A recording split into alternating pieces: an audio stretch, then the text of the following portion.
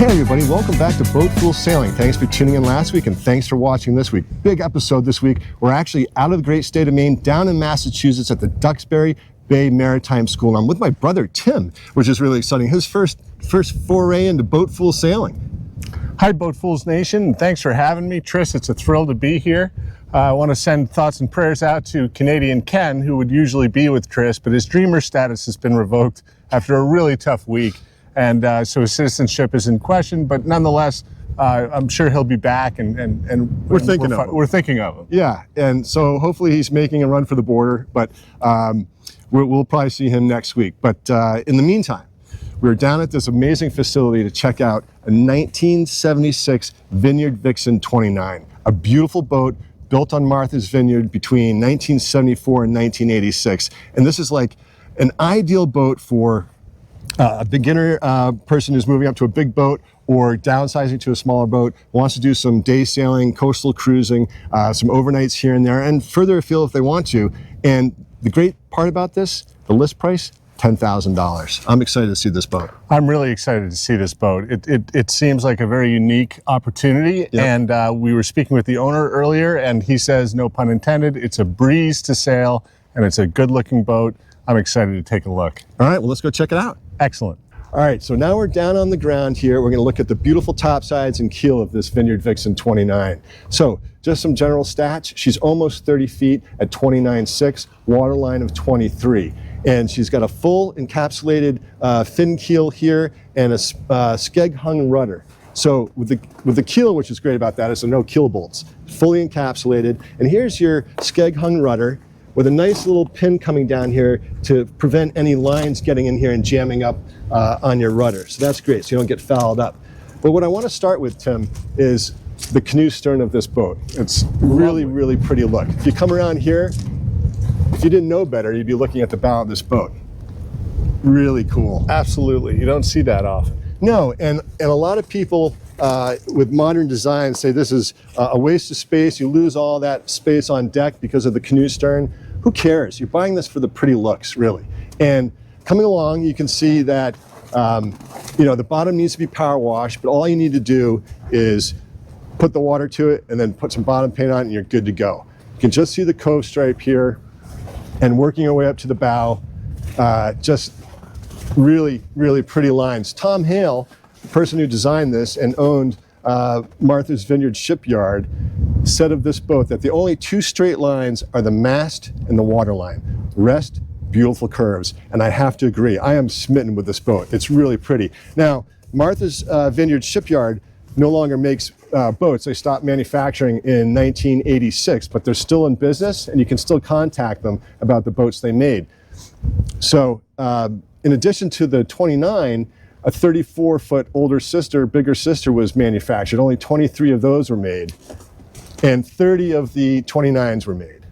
So it's not a very common boat to find. It's an unusual one, and it's rare, and this one, I think, is going to be really surprising to a lot of people. It's a neat boat. I'm psyched to go check it out. But let's walk around this side. Two-bladed bronze prop here on a strut, a couple of zincs there. Those are still good. Just needs a good power wash, like we said. Now, the spar is not original to the boat. The mast was replaced a few years ago. It's not brand new. It was from a salvage yard, but it's newer than the one that was on the boat. All the standing rigging was replaced in 2019. All the stranded stainless steel, and then right here, and then your running rigging was also replaced. So all this is within the last 5-6 years, which is fantastic. Nice stout rig, and this boat really likes a good breeze. Here's a look at the port side, and she draws only 4.5 feet, and apparently when it starts blowing 10 knots or so, this boat's going to get up and hustle. She's a little underpowered in late air, but in a good breeze, you're going to go. And with that canoe stern, it's really going to feel like you're sailing. You're going to love it. So what do you think, Tim? I've got to fit through that hole there, and you have to follow me. What do you think our chances are? I think it'll be entertaining. Probably not the safest thing. Well, especially on a nice cold day. I thought it was going to be warmer down here in Duxbury. It is not. It is cold. All right, well, let's go check it out. At this point, Brother Tris, Boat Fool Captain, is going to do his best to get through this hole and into the boat so that we can take a look. If I should fall, tell my wife I loved her. Godspeed. Ladies and gentlemen, he's halfway in. Not graceful, but he's doing it. And we're off. Let's take a look inside. All right, brother, we got this. It's much warmer inside. Did you ever see Ace Ventura, Pet Detective? Okay. All right, everybody, so we're up in the cockpit, and I have to say, this is a very spacious cockpit for a 29-footer. The first thing I want you to notice is the high coamings. This is very comfortable to sit in. Clearly, the boat is put away for the winter, so we're dealing with some framing here, but normally the tiller would be coming out from this post right here, and you could sit here and have great visibility forward, and look how deep this is. I mean, it's really spacious. So, 2 cockpit lockers, and then you got an aft lazarette there. Okay, so right here we've got our engine panel here with your tachometer, oil pressure, that sort of thing. And then back here, if we can maneuver through all the wood, looking into the aft lazarette, there is your gas tank. That's actually CNG gas, not propane, which is readily available in Massachusetts, not so much up in Maine, but you're fine down here. And here's your main traveler system right here. And looking forward, you see Brother Tim in the companionway, but a couple nice pockets here for winch handles, and your 2 primary winches are not self-tailing, but it's a small enough boat that that's not the end of the world. And your gusher pump right here, I mean, pretty sweet, I have to say. And all this is sort of just mildew. This just needs to be waxed and buffed, and all that would shine right up. But looking forward, you're going to see where I'm going to attempt to go to get a shot up from the bow. But pretty neat. Tim, what are you thinking? I'm thinking that this is a spacious cockpit for a boat of this size, and I would just love to be out on the water in this. Right? It's just, oh, look, you got a grill down here, and you've got some solar panels. So this boat has been maintained for the last, what does he say, 7 years he's owned it? That's right. And he's been upgrading projects as he's been going along, and there's really not a lot of bright work to manage on this boat. There's a tow rail and a handrail and maybe your hatch cover there, but otherwise, pretty low maintenance. And I think that's the beauty of this boat, to be honest with you. I think, you know, if you're getting into boating, you don't want to do a lot of maintenance on a boat, and this is a very easy boat to sail, a very easy boat to maintain, not a lot of moving parts. And he, the seller said that he sails this solo all the time. So, all the time, he said. yeah. And it's a real beaut. Like, Yeah. it's aesthetically pleasing. Very pleasing. That's why I love it so much, and that's why I wanted to see it. Oh, and funny story. A year and 3 months ago, my daughter was taking a sailing instruction class down here at the Maritime Sailing School, and this boat was actually on the hard, uncovered, and I took a picture of it because I thought it was so beautiful. This is in the fall of 23, and when I was coming down to visit you, Tim, I saw that it was for sale. Kismet. We had to come see it. No question about it. Absolutely, and I'm glad we're here, and I'm glad I'm getting a chance to see it for the first time, because this is a treat. Yeah, it's cool. All right, so I'm going to now attempt my next maneuver and get up onto the bow. Chris has mostly cleared the first hurdle, and he's heading for the second. I think I got it. I wish there was a gold medal for this. They don't call it boat fools for nothing. That is for sure. Wow. How's it up there, Tris? I love this boat. I'm not going to lie to you, Tim. I've had an affinity for these Vineyard Vixens for a long time, and I am so psyched to be seeing this, but this is a really, really cool boat. All right, so I'm up on the bow, looking back towards the stern, and the first thing I want to point out is that it is a deck step mast, and all of this is the original paint on the decks here.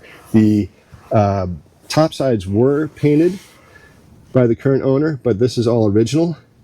And looking up toward the bow, we've got a nice 25-pound CQR offset roller there, which is kind of cool.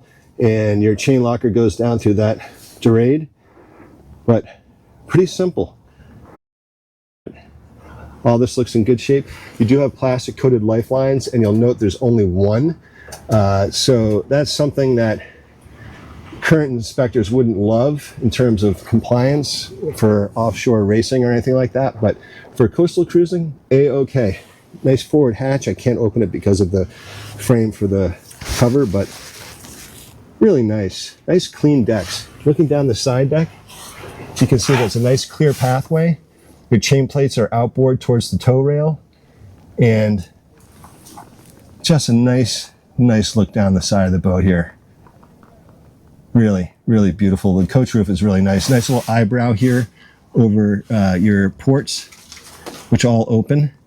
Now, the teak has been left to go gray, which is fine, but if you wanted to gussy it up a little bit, you could sand them down and varnish or oil those. All in all, this boat is aces. Another look down your side decks here, and you can see, which I forgot to mention up on the bow, it does have roller furling. And just another shot at this really clear walkway up to the bow. Fantastic. Hey everybody, just a quick pause here to say thank you for all the support you've shown Boat Fools Sailing and the Boat Fools Report newsletter. We really appreciate it. If you haven't yet signed up for the newsletter, please do so. We'll put the address on your screen. Right now it's free and easy. However, access to the entire report is not going to remain free forever. And the reason for this is we'd like to take Boat Fools Sailing across state lines to a neighborhood near you or to a boat in your backyard. And that would be a ton of fun, but we need your support to do it. So, if you think you can help us, you can do so in one of two ways. You can either go on to Patreon, and we'll put our address on the screen here, and become a base member for $4 a month, and they'll get you full access to the report. Or you can do it right through the Boat Fools Report sign up on Substack. And if you do the annual subscription, it'll be $4.17 a month. It's a little bit more expensive, but that's the lowest Substack would let us do. So nothing we can do about that. But in any event, we really appreciate anything you can do. We appreciate all of you, and we can't wait to bring you some awesome boats in 2025. Now, without further ado, let's get back to the show. All right, for my next trick, I'm going to try to get down this companionway, but the hatch doesn't open all the way because of the framing for the cover, so it's going to be a little bit tricky. Difficulty probably around a 10. New gaskets around this to keep any water out, which is nice. So little updates here, there, which is fantastic. All right. Nice gaskets. So far, so good. Not bad. And I stuck the landing. And he's in. So, here we are. So I'm going to say right off the bat, headroom right here is less than 6 feet, I'd say. Just shy of 6 feet, but not too bad. Like I said in the opening, this would be a great weekender, day sailor, coastal cruiser, and you could definitely go farther afield in this boat. But two nice settees, port and starboard, and nice sole here, which is in great shape. And all the woodwork down here actually looks fantastic. What's nice about this is it's a fiberglass headliner, and so there's low maintenance. You don't have to worry about that. And a nice folding table that comes down. I think it's attached to something else, so we're not going to be able to do that right now. Anyway, this table comes down, drop leaf, have dinner down here, get out of the weather if you need to. But actually, really a nice feel down here. And at 29 feet, it's not going to feel huge down there. She's pretty narrow, but wow, this is nice. And like I said, this woodwork is in mint shape. And I reckon you probably have storage under both of these on either side, port and starboard. That is correct. And on this side as well. Yep. Storage, all this is functioning as it should be, with little sliding doors here. Everything is nice. Everything's, for 1976, this is impressive. Hey, Tris, what are those instruments we're looking at on the top left there? These right here? Yeah. Well, that one, Tim, is what you call a clock. But I don't have my glasses on, so I can't read the others, but I believe that looks like temperature and a barometer, and that's another weather instrument of some sort, but I can't really tell. But in any event, good question. And I just want to point out that all the ports down below here open. And even under this plastic wrap, it's nice and bright down here. It's a very happy space. And I am really psyched to check this out. And I think I just figured out the table situation. And I want to drop this. But that is a clever thing. So when you let it down, if you let go of it by mistake, this line's going to catch it. And then this leaf opens up. And look at this. Very nice. Yeah. Very nice. Cool? I could picture a nice summer picnic. Yeah. Down below here. Look at all the storage space right there. Clever. Very clever. Very I like clever. that's a smart idea. And now, Mr. Magoo, where are we heading next? Oh, it's good to have you along, Tim. Good to have you along. I've missed you. We are going to go up into the V-berth. So why don't you come on down and we'll check it out. All right, so before we go up into the bow and look at the head and the V-berth, I just want to show a couple of things. One is we have a tiller pilot here, auto helm, which is fantastic, Ray Marine. And then a new ICOM VHF radio as of 2024. So that's brand spanking new. Pretty sweet. And then on port side here, this is your ice box right here, which is nice. And then moving over to starboard, you've got a nice nearly centerline sink. And all right, let's take a quick time out here and talk about the pros and cons of CNG versus LP. Now, CNG is the system on this Vineyard Vixen 29 that fuels the 2-burner stove that we see here. Now, is CNG better or worse than LP? Well, CNG, which stands for compressed natural gas, is safer because it's lighter than air and dissipates upward if it leaks, reducing explosion risks. It's also cleaner burning and eco-friendly with lower carbon emissions. However, it can be harder to refill, especially outside the US, and requires high pressure tanks that can be costly. Now, I happen to know that it's readily available in Massachusetts, not so much in Maine. So if you're planning a trip that's farther afield, you just need to plan accordingly and either top off or buy a separate and fill a separate canister to bring along. Now, LP, liquefied propane, is more widely available and burns hotter, making it more efficient and cost effective. However, it's heavier than air, so leaks can pool in the bilge and pose a safety risk like explosions without proper venting. Propane systems must include vented lockers and leak detectors to be compliant. So if it ain't broke, don't fix it. And if I were buying this boat, I would keep this system for as long as possible. pretty nice. Nice little setup. Simple, efficient, Yeah, and attractive. exactly. All right, so here we are up in the V-berth and head area. And first thing I want to point out here is your tiller and nice protective sleeve. You can see your sails up here, which are all older but serviceable. And probably be easy if I take that from you, Tim. Give you a sense of this head. So nice Japsco toilet here. And again, all the woodwork up here is in fantastic shape, I have to say. And then if you want some privacy, nice little bifold door here that closes like this. And you can, there's creepy brother Tim, but there's your nice private head area, fire extinguisher. And while we're up here, it's time to point out the chain plates, which have all been removed, inspected, and reinstalled, and they all look very rugged for the size of the boat and in really good shape. I believe there's another one over here. That's going to be hidden behind the sliding doors, but we can see more back here. Chain plate here, and then coming over to port side, all in really, really nice shape. So all in all, it's not huge down here. Her beam is 8.5 feet, but I could see being on this weekend easily. Absolutely. It's comfortable, it's functional, it's handsome looking. You can get the Martha's Vineyard shipyard Oh, that's a nice idea. tag right there. Yeah. No, this boat is a delight. I think anybody would be lucky to have her. Yeah, I agree with you, and I'm really blown away by the fit and finish down here with this wood. It's all in really nice shape. All right, so let's uncover the engine, and then we'll wrap it up. All right, so I took the companionway steps out and the covering hatch here to the engine compartment, and I'm gonna say access is fair, but it's not too terrible. Now, this is the original Westerbeek that came with the boat in 1976, but according to the seller, the engine mounts have been replaced and it runs beautifully, no known issues.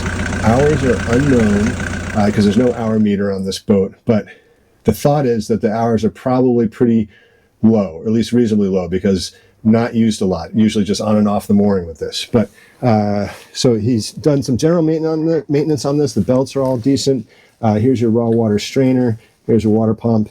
And then, Tim, if you can look down into the bilge, this is the only real bilge on the boat because of the encapsulated keel, but you can see some daylight coming through down there. And that's a drain hole down on the keel, which is fantastic because your boat can actually sink on land in the off season, because up here in the Northeast and other parts of the country, when you cover your boat for the winter and you disconnect your batteries, and if you spring a leak in your cover and your bilges fill up with water, your boat can fill up with water. So if you don't have a drain hole like that, it can be a real issue. This has it, which is fantastic. But all in all, that's decent access. And again, we don't know the hours, but it's running now and has been running for since 1976. So it is what it is. Hey Tris, I've had a lot of fun checking out this Vineyard Vixen today. It's a beaut. I'm wondering what some of your key takeaways are. Yeah, Tim, it's been fun having you along. And all joking aside, because we have had a lot of fun today, this boat is killer. It far exceeded my expectations. A very easy boat to sail. So if you're looking at breaking into big boat sailing or downsizing, this boat is for you. And the price is right. 10 grand. I mean, oh my gosh. The lines on this boat are absolutely stunning with that canoe stern. And in a good breeze, she's going to get up and hustle. And I'm particularly impressed with the condition of the down below. It's really, really nice. It's ready to go now. No, she's been well taken care of, and it shows. It's a beaut. It's a steal. It's a lovely, lovely, lovely boat. And I'd like to quickly just say thank you, Tris, for having me along, and shout out to Boat Fools Nation. And thoughts and prayers to Ken. Good luck getting back into the country. Good luck, Ken. We miss you, bud. And it's been a joy having you along. Thanks for making me laugh at myself. It's been great. So, in the meantime, we will put the seller's contact information below and a list of all the items that come with this boat. And please don't forget to click like, please share, and please subscribe to our newsletter, Boat Fools Report. You're going to really enjoy it. And we will see you next time. Over and out from Duxbury, Massachusetts.